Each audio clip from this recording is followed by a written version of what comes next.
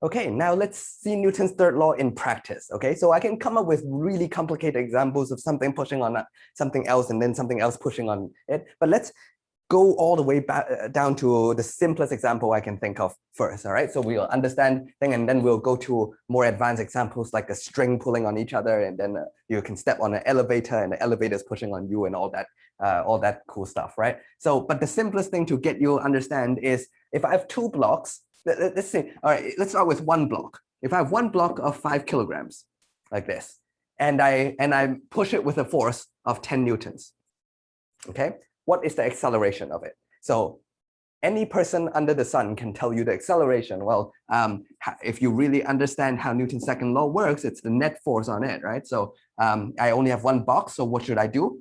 This is a general technique. Write down Newton's second law in this way, because what are you trying to solve? Usually you're trying to solve A. Why? Because what is your ultimate goal? Your ultimate goal is to find the position function of this thing, right? To find out its position at every single point in time. That's the most powerful thing. You can find the position function x of t. And if you know A, as you realize, you do calculus, integrate it twice, you'll find x. And if you want the velocity integrated once, you don't even need to integrate it twice, and you can find its velocity at every single time forever and ever, right? So that's your goal, and you want to put your goal on the left. Even better is if you write A equals to F divided by F net divided by M, all right? But that's less catchy. So let's write it like this. That's the compromise.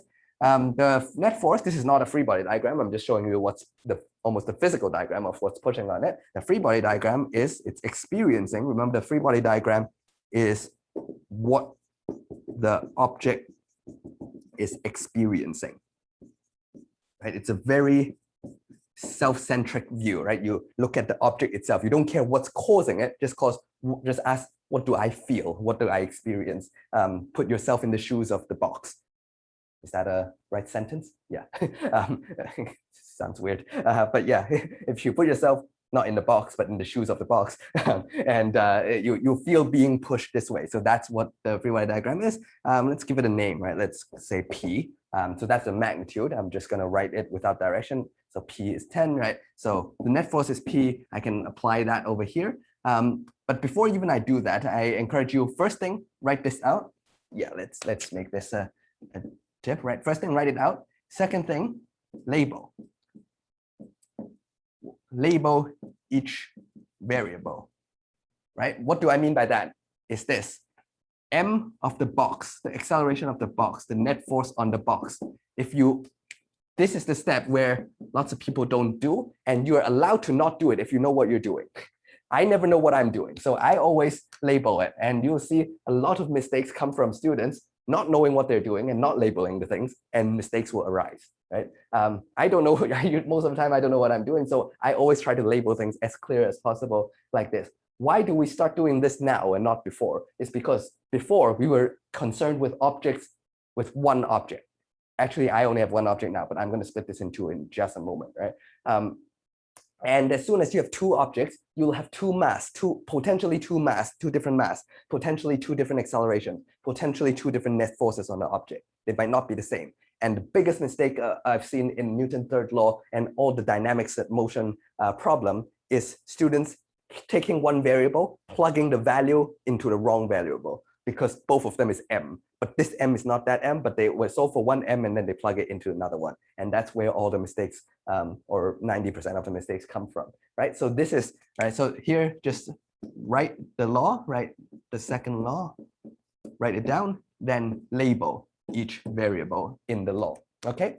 The net force on the box, now it's very clear, by the way. It's really for your own benefit, because you stare at this and everyone can tell you, okay, there's only one force. So that's very clear. Again, take the advice of writing things vertically, so everything is traceable. It adds traceability to this. All right, so now you'll put this as P, and then now substitute the values inside. And I encourage you to separate into two steps. Don't put a 10 over here, because this is a simple problem. So if there's 10 over here, you put 10, I guess the grader can be able to follow. But imagine you have something a lot complicated, and then you plug in the wrong number, you will not be able to get a partial credit over here, right? But partial credit aside, ignoring exam, right? Just in terms of learning how to present professional work, you're trying to write something. Remember, I care least about the answer. I don't care about whatever the outcome is. I care about can you show me your arguments? I care about how you think. I want to train you how to think logically. You solve this, the acceleration is going to be, 13 or whatever. Who cares? Next time it's not going to be 13. But the logic, if you can be able to reproduce logic, that's what's valuable, right? So don't do this, but keep things as, so at first, explain the physics before you plug in the variables. So try to write this in your own words as your notes. I'm just gonna say, how should I put this advice into terms? You can do it on your own. I'll just say plug in variables or plug in numbers in a separate step. Okay, so do the plugging in as at the latest as possible. Okay, all right. Here, if things are the same, usually we are lazy and we don't write it if the left-hand side just carries forward. All right. Now we'll plug in the variable, so that's going to be 10.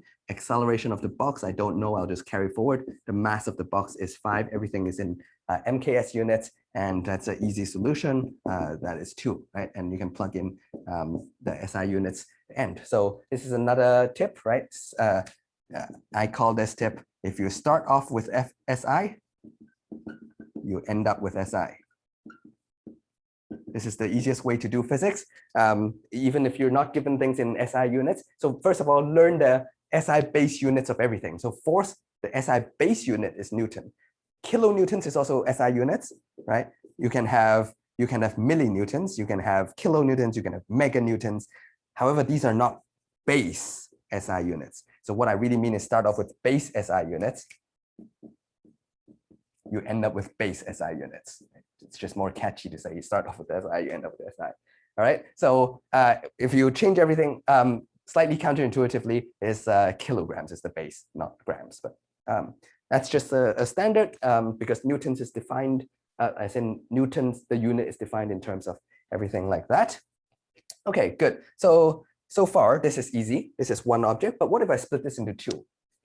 What if I split it into a 3 kilogram and a 2 kilogram like this, and push it? This is the physical diagram, right? I push it with a 10 Newton force, same as before.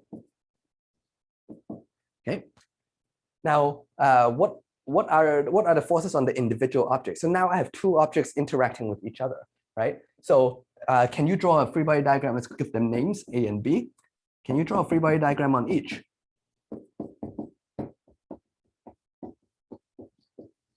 Okay, pause the video, try to draw it. I'll start you off. That's the center of mass of A, that's the center of mass of B, right? Pause the video, draw this, and see if you get it right, okay? I will just count to 3, and then I'll draw the answer. So do it now, and I'll do it in 3, 2, 1, okay? So A experiences a pushing force from the left, and there's a contact over here. So you will experience a, this is not necessarily to scale, but it'll experience a force on A by B. That's you can call that a normal force or whatever. It's just you can call that N if you want, but it's a force on that, okay? And that's it. There's gravity and a normal force. That's why I'm not calling that N. I don't want to confuse too much N's. So I'll just call that a general contact force. And this is some external pushing force, but there's only one external pushing force, so I don't need to clarify that. Yeah, in principle, there's also gravity and also a normal force on the ground. But let's assume this is in space, or if it's on a table, they will cancel out, right? The objects, if I push it this way, it's not going to accelerate up and down, right? So I just want to make it slightly simpler. And you're right, if this is on Earth, I should include it, but I want to just analyze the one-dimensional horizontal effects first, because we've learned in projectile motion, there's a linear independence between the X and Y direction. So Y does not affect X, X does not affect Y. So let's just analyze the X forces first, okay? And this guy, what do you have? I have force on B by A, right? Because it's in contact with A. So there will be a force on B on A, and there's a pushing force because I'm pushing it. No, you should not include this, right? So this is one of the easy mistakes. The push does not apply to B. big mistake is you might think, oh, if I'm pushing it, so I would feel the push as well. No, you feel the push by, or B feels the push by A. A feels the push by P, but that's A's problem. That's none of your concern. As far as you are concerned, you are only concerned about the fact that A is pushing on you. You don't care if there's 10 different elephants pushing on A. Okay, so that's his problem. Your problem is you're being pushed by A. All right, so it's a very localized view of free body diagrams. Okay, and this does work out, right? Let's see. And by the way, do you see where Newton's third law starts to apply over here? This is force on A by B. This is force on B by A. So if you change the object and the subject, right? If you just flip the on and by, right? They're the same. That means they're equal in magnitude and opposite in direction. How do I write that on a diagram? Well, they're already opposite in directions, as obvious from the diagram. All I need to say is the magnitude of this. Let's call it F. F, right? I want to specify this is a special F, not just general F. I'll put a squiggly on top. It's called a tilde, spelled like this, tilde. It's a fancy word just to distinguish it a little bit. So that's the force. So I just to let you know, it's not some general F, because F have tons, like a dozen of meanings.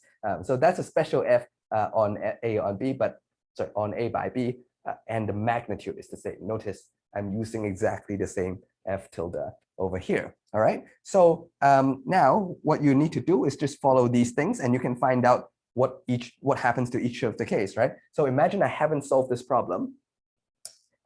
Because if you have, you stare at this and you can go like, oh, let me analyze the situation as a whole system, right? A and B, because I know that if I push them, they're going to stick together. Might as well just think of this as 1 5-kilogram block. And then I've got my answer. The acceleration is that.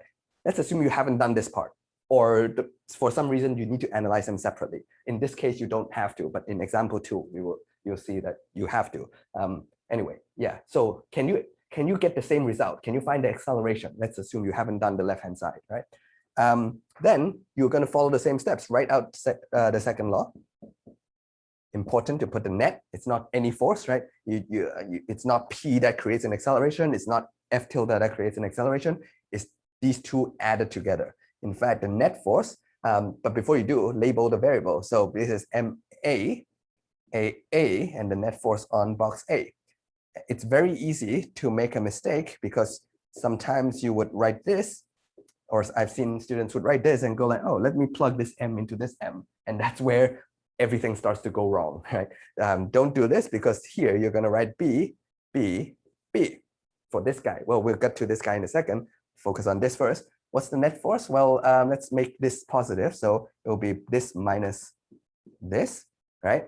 Minus this is the contact force on it. And now I can plug in numbers. So this is 3. This is the acceleration of A. And this is 10. This is unknown. Okay.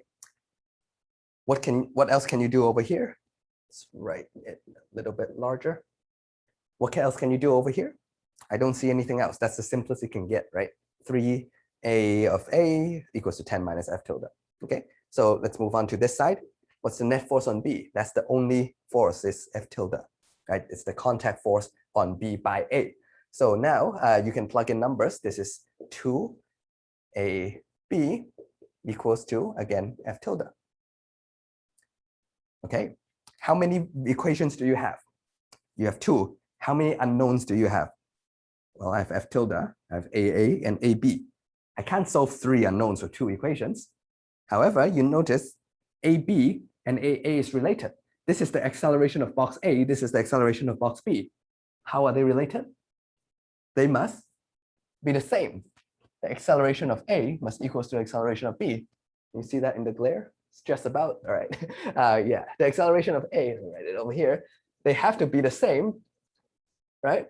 Like B cannot be larger than A, because otherwise you're saying if I push this, right, and B would start moving faster away from A and they will start separate. That's not the case, right? B cannot accelerate slower than A, otherwise B will start to be absorbed into A, and that's not the case as well. right? So you push them, they move together, and that's why it's actually just one and only acceleration. So you might as well just call that A, okay? So in this step, remember, the third step is where I'm plugging in the numbers. Might as well plug in A of B equals to what I call A. A of A is what I just call A, right? I'm actually plugging in the fact that they're all equal. Now I have two equations, two unknowns, and you know exactly the techniques to solve this. You can do it by substitution or elimination. And if you see a minus F and an F over here, how are you going to tackle this? To me, by the way, this is all the physics, the rest is math, right? You need to just figure out the mathematics over here and find out what A is. To me, you can do a substitution or whatever you like. You can substitute this F into here, but the quicker way is, with some practice, you can stare at this and you see that this is minus F, this is positive S. It's almost begging you to just add them together. So the left-hand side, when you add them together, you have 3A plus 2A. And the right-hand side, when you add these together, these will cancel. So you have 10, okay?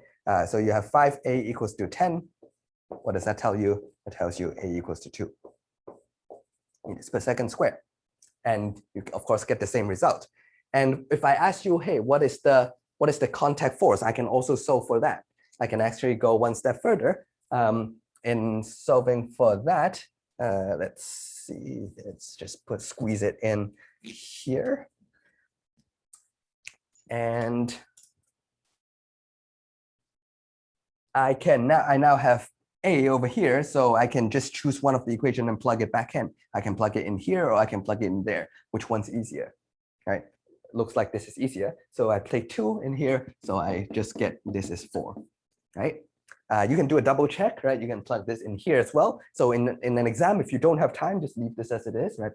Put in your units and you're done with it. You can upload your answer. But if you have time, I recommend you take that, it takes a second, just plug this back in here and double check your answer. So 3 times 2 is 6. What is that? So move that over here, 10 minus 6 is 4. So I do get the same answer. And I'm much more confident in my answer that way, right? So you'll be more confident with your own solution as well. So what I found is the contact force between these is 4. So what's really feeling, let me redraw the free body diagram, is A feels a 10 Newton push this way and a 4 Newton push this way. B is feeling a 4 Newton push this way. That's all. B does not feel a 10 Newton push, right? It feels a 4 Newton push, and its mass is equals to 2. So the acceleration is this, the net force is 4 divided by 2. So the acceleration is 2 for B. And here, the acceleration is due to the net force. What's the net force? It's 10 minus 4, right? It's positive 6 or 6 in this direction. What's the mass? The mass is 3, right? So 6 divided by 3, the acceleration is 2. That's what's going on, right? So you see, what do we gain in the microscopic view? When we break this into 2 and we break into individual free body diagrams, what do we learn in addition to this? We've learned something new that we didn't learn with just one object. What we learned here is just the overall acceleration, right? If I look at this as a whole system of 5 kilograms, but if I break it into 2 parts, not only do I know the overall acceleration, which is 2, I understand that, but I also found that what is the contact force that each of them feels, that reaction force. Okay, all right. So now this is showing you all the concepts. I'm going through this pretty slowly, but showing you all the concepts surrounding this. Let's look at the next example. In fact, you know what? Let me set this up, and you can draw the free body diagram first and before you click on the next video. And let's see if you get it right. All right. So this time I will have a 3 kilogram over here and a 2 kilogram over here. Okay. And they're connected by a rope. And this time instead of pushing them, like putting them together and pushing them like the first example, I'm going to pull this with some external force. Okay. Some external pull this way. I'm tugging on the 2 kilograms. Can you draw the free body diagram of A?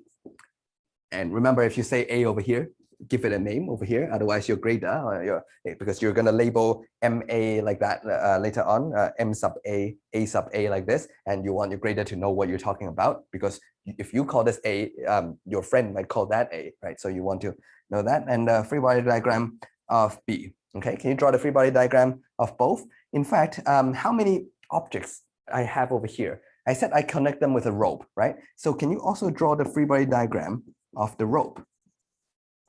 Okay, the two key properties is, let me make this a little bit thicker, right? The rope is going to be assumed that it's so thin, it's not going to have too much inertia, right? So it's going to be a massless rope, and it's also going to be inextensible. So it's not like a rubber rope that can be extended or compressed.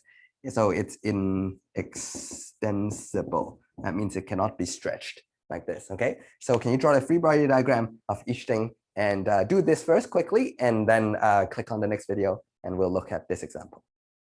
And just one more comment is, see if you can, after you draw that, see if you can identify any Newton's third law pairs, okay?